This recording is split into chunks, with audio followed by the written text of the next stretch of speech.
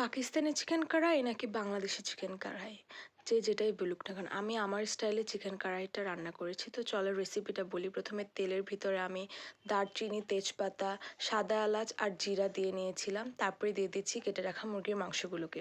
এটা কিছুক্ষণ আমি তেলেতে ভেজে নিব আগে। তারপর এটার ভিতর থেকে পানি বের হবে। এর ভিতরে আমি দিয়ে দিব পরিমাণ মতো লবণ, তারপরে দেবো আদা রসুন বাটা। তারপরে এই দুটাকে সুন্দর করে আগে কষায় মাংসটা হালকা সিদ্ধ করে নেব।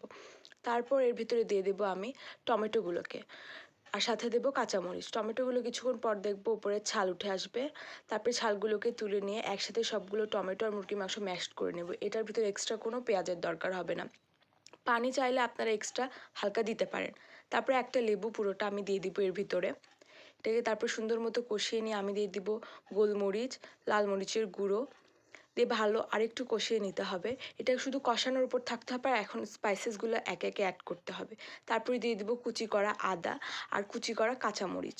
তারপর এর ভিতর দিয়ে দিব ধনিয়া গুঁড়ো, তারপরে একটা মাংসের মশলা, জিরার গুঁড়ো, আর দিব গরম মশলার গুঁড়ো। এটা মাস্ট, এগুলা মাংসের টেস্টটাকে আরও বাড়িয়ে দেয়। তারপর এটাকে সুন্দরভাবে মশলার সাথে কষিয়ে নিতে হবে। নেওয়ার পর আমি একটু গ্রেভির জন্য অ্যাড করব টক দই। এটাকে সুন্দর করে সব কিছু কষাতে কষাতে যখন তেলটা উপরে উঠে আসবে তখন আপনারা বুঝতে পারবেন যে আমাদের চিকেন কড়াইটা রেডি হয়ে গেছে। তারপর আমি গার্নিশের জন্য আদা কুচি আর কাঁচামরিচ কুচি